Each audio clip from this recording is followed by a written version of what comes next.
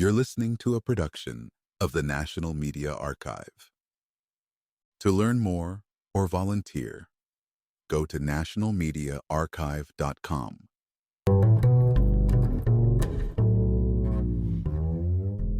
People like to think New York City has seen it all, but maybe it has not. Imagine for a moment that the Democratic Party's new big hope in this city is a man people joke about by calling him Osama bin Laden. It is not really him, of course. The real one is gone. But the joke lands because rent is so high and people are so tired that they would take free bus rides and free groceries from anyone who promised them. It is like remembering the past and saying, hey, when the World Trade buildings fell, rent was cheaper, lunch cost less, and maybe you could still buy a drink and a snack with a single $20 bill. Not that anyone sane would ever trade lives lost for cheaper cocktails and cigarettes, but the mind drifts when a sandwich now costs $30 and nobody can afford to breathe in this city. So in this upside-down world, this pretend figure walks back into town, says, forget about what I did before, now I will fix the city. No more expensive sandwiches, no more angry commuters, just free buses, grocery stores run by the government, and some soft-spoken folks carrying clipboards instead of officers with guns. If you light a stranger on fire on the subway, a team of calm voices will circle you, stroke your arm, and explain that your rage comes from a gluten allergy you never noticed. They will lead you away, wash off the blood, and serve you tiny cups of hummus while a gentle person with large glasses talks to you about chickpeas. Of course, none of this is real, but people believe anything when a sandwich is $29. The people in charge know that rage is easy to stoke when daily life feels more expensive and less satisfying than ever. Some voters now cheer for a plan to tax rich folks living uptown in nice apartments that mostly sit empty while working people grind away in small rooms they can barely afford. Some want to shift taxes to whiter, richer areas because they feel no other path forward. They are tired of hearing about fairness without ever seeing any of it in their own lives. It is strange, though. People want less policing, but more safety. They want compassion for the disturbed man pouring gasoline on a stranger. But they also want to walk home at night without counting every shadow. They want free rides, free groceries, more kindness, but also enough threat of force that nobody tests the boundaries too far. It is a wish list that spins in circles. Compassion and protection, openness and security, dreams and cold reality. Meanwhile, the old guard looks dusty. A former governor stands on a stage and mutters about flying to Israel before the ink dries on the oath of office. That does not land well in a city where broke tenants stare at cracked ceilings and wonder why leaders care more about faraway battles than the rats chewing at the walls next door. The local news flashes images of kids storming shops in flash mobs, teenagers running wild because nobody stops them. People mutter that a different kind of balance is needed. The same voices say the same old lines about immigrants and fairness, while people caught in it all wonder how their degrees became IOUs for jobs that barely cover rent. In the boardrooms and bright glass towers, the wealthy shrug. They have accountants to hide fortunes and apartments they visit once a year to store money in drywall and imported granite. The workers who hoped a diploma would keep them safe now punch time clocks for media gigs that vanish when the next round of layoffs hits. They were told by well-meaning teachers and bright posters in guidance counselor offices that passion was enough. Be creative, move to the big city, write, produce, make art. The world needs you. And maybe it does, but the city needs landlords to be paid on time more. So the man with wild ideas about free buses and free groceries catches their eye. He makes them feel heard. Maybe he can knock a few numbers off the rent. Maybe he can stick it to the landlords and trust fund brats in glass boxes high above Manhattan. Maybe he can build something for the people who keep the city moving while invisible hands pull profits into foreign accounts. If it works, some people will dance in the streets and say, see, we did it. If it does not, they will move away or sit on the sidewalk next to the same grocery stores that once promised them free bread. Nobody really knows yet, but people crave the story, the possibility that maybe, just maybe, One man can slam a stick into the gears and slow the machine enough for the rest to catch their breath. A free bus is a strange thing to dream about, but in a city where the train groans and leaks and never comes on time, sometimes a free bus is the biggest dream a person can cling to. If you think that is too naive, look at the past few decades. Look at the way leaders talk big about safety and service, and then send cops to pull over a single car for speeding on a near-empty highway. Look at the way they slap fines on the people just trying to get out of town for a moment of peace. Look at the way they say they care about working families and then sign tax breaks for towers nobody lives in. That is the balance sheet people read now. Not the ones on Wall Street, but the unpaid bills stuck under magnets on a chipped fridge in a kitchen that costs more each year. And here comes this candidate, telling them all he will flip the switch, that the hungry people will eat, the cold people will ride, the rich people will pay more than they have ever paid before. Maybe it is just rage dressed up as policy, maybe it is just envy polished to a shine. But people clap for it because the other option is silence. And so, the city that once told the world to give us "you're tired, you're poor," now keeps them tired and poor on purpose. Maybe this new plan will change that, or maybe it will crack open a hole big enough to swallow the last illusions about fairness once and for all. The real tension sits in the everyday moments nobody talks about on campaign flyers. It lives in the way a young woman steps out of her cramped building in Queens, glances down the block, and wonders if the man yelling at the corner will follow her to the bus stop. It lives in the quiet sigh when a mother checks her bank balance after paying rent and sees barely enough left for groceries. Groceries that cost more than last week, more than last month, always more than she planned. It lives in the laughter of kids too young to know why their parents hold two jobs and never smile at the same time. It hums under subway seats sticky with old gum and stale fear, in the stories whispered over kitchen tables about a neighbor who lost his apartment or a cousin who never came home from a stop and frisk gone sideways. Into that hum walks this candidate, spinning big promises about clipboards and conversations. Instead of a badge and gun, you get a gentle nudge to share your feelings.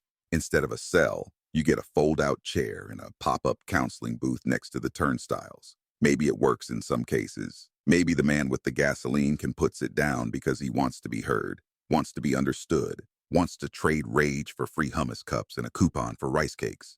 But then comes the other side. The side that wonders who picks up the pieces when the conversation goes wrong.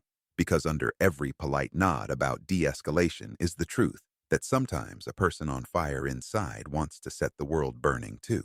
And sometimes, for all the soft words in the world, the only thing that stops fire is force. So the people clap for the plan, but in the back of their mind they know. Some nights they want a big calm voice, sure, but some nights they want a heavy door and a lock that works, and someone on the other side who will step in when words fail. That is the piece no policy speech likes to say out loud. Yet this is New York, a place where contradiction is the only promise that ever holds true. Rich people sipping imported wine above the streets where rats run across feet at bus stops. Private cars idling outside dark glass towers where trust fund kids plan parties nobody in Queens or the Bronx will ever see. On those streets, tired eyes dream about what it would be like if someone flipped the map upside down, turned the tax faucet on the penthouses and sprayed relief onto the basement apartments below. The rage is not new. It is the same fuel that once filled union halls and picket lines. The same hiss in lunch counters when rent hikes hit the working poor and landlords got rich. Now it wears different clothes. Social media rants instead of flyers. Viral videos instead of paper leaflets, but the fire is the same. And in that fire, the Republicans stumble too. They wave old words like 9/11 and terrorism, hoping the memory will make people flinch back to an older fear. But they forget that after 9/11 came lost wars, empty coffins, quiet lies folded in flags and shipped home. They forget that the same families who cheered for justice once now watch their grandkids grow up under bosses who ask them to deliver more for less, year after year, while the top floor gets bonuses and buyouts and parachutes golden enough to blind a city block. War keeps bureaucrats busy. That is the simple secret buried behind marble walls in places where nobody orders pizza unless bombs are about to fall. If you want the Pentagon to stay late, light a match overseas. The longer the match burns, the more the takeout boxes stack up. War feeds a certain kind of hunger. Not the kind solved by sandwiches, but the kind that gives a reason to sit at a desk in a windowless room, counting numbers that decide who lives, who dies, and who gets to leave the parking lot with a medal and a handshake. All the while, back here, the people stuck paying $30 for a sandwich wonder why the wars never fix the leaks in their ceilings. They wonder why an empire can fly drones through desert air, but cannot keep a single block free of trash and crime and noise. They watch as the talk shows drag old faces on stage, some with new hair dye, some with plastic smiles, and tell them the answer is to cheer louder for the next round. But the people know better. Some nights, they dream of a candidate who does not care if the old wars make sense. A candidate who promises free rides on a bus, free groceries in a storefront where no billionaire owns the land under the tile floor. Someone who says the loud part quiet and the quiet part loud. Someone who does not flinch when asked. Who pays for all this? The rich, the ones up there behind the glass. That is who pays, he says. The old guard panics at this. The big donors call in favors, whisper to newspaper editors, slide envelopes across polished wood tables hoping someone will stop the wave before it climbs too high. Because if enough hungry people climb onto the bus, even if the bus is old and rattles, the bus still moves. And nobody wants to be the rich man stuck under its wheels. So here we sit, watching a city built on the backs of tired workers, run by people who forget that the subway is not a metaphor. It is a lifeline. A city where the food costs more than the chair you sit on to eat it.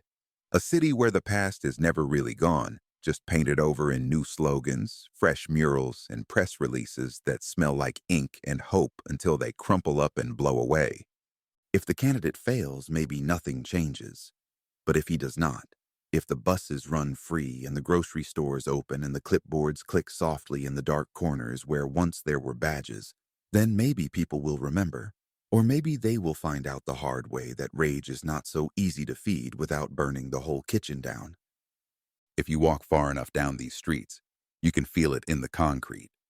The thud of tired feet, the shuffle of too many days waking up to the same alarm, the same bank statement, the same bargain that never seems to pay off.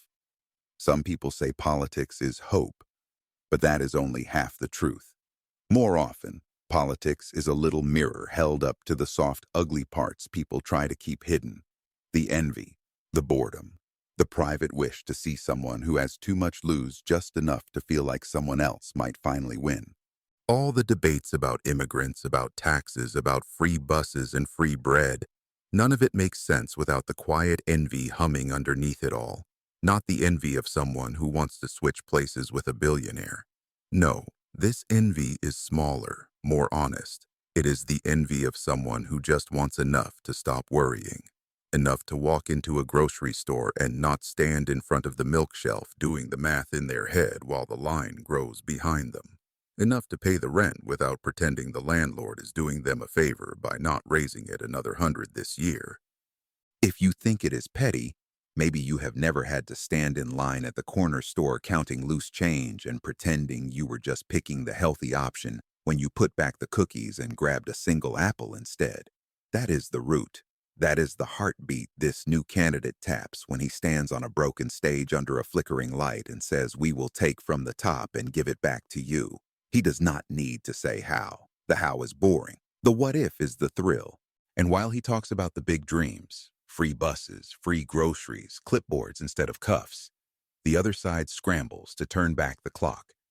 They reach for old names, old wars, old stories about towers falling and threats that always come from somewhere else. But the voters know the threats live right here now, in the rent that jumps for no reason, the hospital bill that makes no sense, the polite pink envelope that says you owe more this month and you do not know how. The Republicans think they can slap a date like 9/11 on a headline and the fear will bloom again. But fear is tired now. Fear is part of the rent check, part of the line at the sandwich counter when you see the price jump again. Fear is local now. The boogeyman overseas is not scarier than the eviction notice under the door. And so they flinch.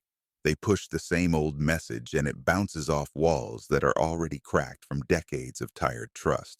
In back rooms, they count polling numbers and sip flat coffee and wonder how they lost the plot. Meanwhile, in quiet apartments all over this city, the real plot grows. It grows when someone swipes a Metro card that costs too much. It grows when someone looks at a stale loaf of bread on the shelf and wonders if they should just skip dinner tonight. It grows when a kid sees his mother hold back tears while counting out coins at the laundromat. Rage is not born in protests and slogans. Rage is born in the soft places where people used to believe that the city was theirs too. Now they know better. Now they stare at glass towers where lights glow in empty rooms and think, maybe we should flip the locks and open those doors. Maybe the grocery store should belong to us. Maybe the bus should too. Maybe the quiet men and women with clipboards are worth a try. Because the men with badges and sticks did not keep the city clean, did not keep the rent low, did not keep the people fed. It will not be easy. The old guard will not go gently. The pizza boxes will pile high in meeting rooms while men in suits draw up plans to stop the new bus before it leaves the station. They will promise to fix the price of bread, but they will not. They will promise safer streets, but they will not pay the bill for the bruises left behind when the cuffs click shut. So the people roll the dice. They look at this man, this symbol, this half-serious promise that maybe things can bend back toward fair. And they think, why not? Why not try the clipboards? Why not let the buses roll free? Why not take the tax knife and carve out a chunk from the glass towers and pour it back into the streets that feed them? If it works, maybe the city shifts. Maybe the sandwich costs less. Maybe the mother cries less at night. Maybe the subway comes on time and the man with the gasoline can trade rage for rice cakes and the city sighs in relief. If it fails, well, this is New York. It has failed before. It will fail again. The stories get taller with every generation. The skyline stretches up while the cracks run down through basement floors nobody photographs for travel brochures. People say this city can survive anything. But what they really mean is the people here can survive anything. They will watch another candidate promise the moon. They will watch another mayor sign another paper that changes nothing. They will watch another round of cops and clipboards and cardboard signs begging for spare change under the soft glow of a billion-dollar billboard advertising shoes nobody can afford. They will curse and shout and laugh and keep moving because that is what they do. Some will leave. Some will stay. Some will swear never to vote again until the rage bubbles up once more. And they remember that sometimes the vote is the only knife they get to swing at the shadows perched above the skyline. So they dream. They dream of free buses, free bread, safe streets without the cold steel edge behind every handshake. They dream that maybe the envy humming in their ribs can be soothed just long enough to let them breathe, to let them walk to the corner store and buy what they want without counting the coins twice. They dream that maybe one man with wild ideas is enough to tip the scales. If it works, the headlines will dance with words like revolution and rebirth. If it fails, the stories will grow taller still about a city that tried, that burned, that rebuilt, that burned again. And somewhere in the distance, behind the glass walls and polished boardrooms, the pizza boxes will keep piling up. The wars will keep droning on. The numbers will keep adding up in ledgers that never touch the sidewalks below. And the people will keep moving. They will keep dreaming. And when the lights flicker, when the rent jumps, when the envy comes back stronger than before, they will look for the next bus to board and the next driver who promises the ride will be free.